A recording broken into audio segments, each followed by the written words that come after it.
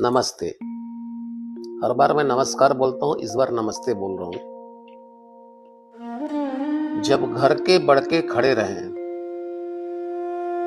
जब घर के बड़के खड़े रहें, उसी पर मैं बात करूंगा आज आपसे। क्योंकि अक्सर मैं देखता हूँ कि अब वो संस्कार विलीन होते जा रहा है कि चारपाई पर घर के लोग बैठे हुए हैं, बड़े बुजुर्ग, उनसे कम उम्र का बच्चा आकर के उनके सिरहाने बैठ जाता है। ये हमारा संस्कार नहीं है। आइए शुरू होते हैं। श्रेष्ठ जनों के सिरहाने, श्रेष्ठ जनों के सिरहाने कभी न आसन धरिएगा। श्रेष्ठ जनों के सिरहाने कभी न आसन धरिएगा।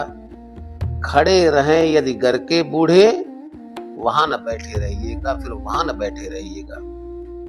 प्रथम बैठ लें अग्रज श्री, प्रथम बैठ लें अग्रज श्री, तब फिर आप विरजिएगा। यदि आप हैं बैठे, बूढ़े आए, होकर सावधान संभलिएगा, होकर सावधान संभलिएगा।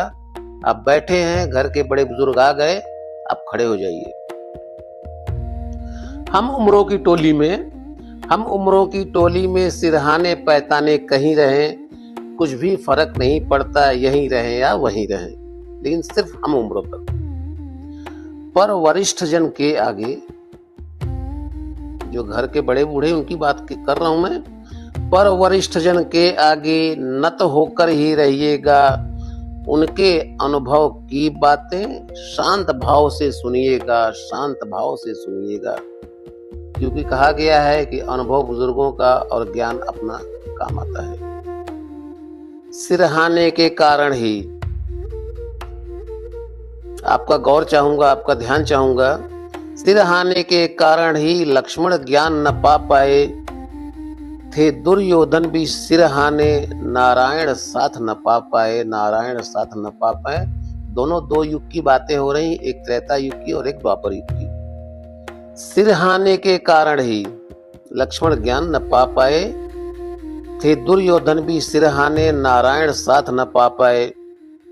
फिर लक्ष्मण जब पैताने पहुंचे, फिर लक्ष्मण जब पैताने पहुंचे, ज्ञान मान सम्मान मिला, पर दुर्योधन ना समझ सका, उसे हार अपमान मिला, उसे हार अपमान मिला।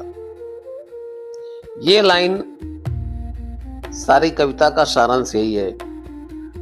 जब वासुदेव थे निद्रा में, जब वासुदेव थे निद्रा में, अर्जुन पैताने खड़ा रहा, श्री कृष्ण नाम उच्चारण से श्री चरणों में पड़ा रहा, श्री चरणों में पड़ा रहा।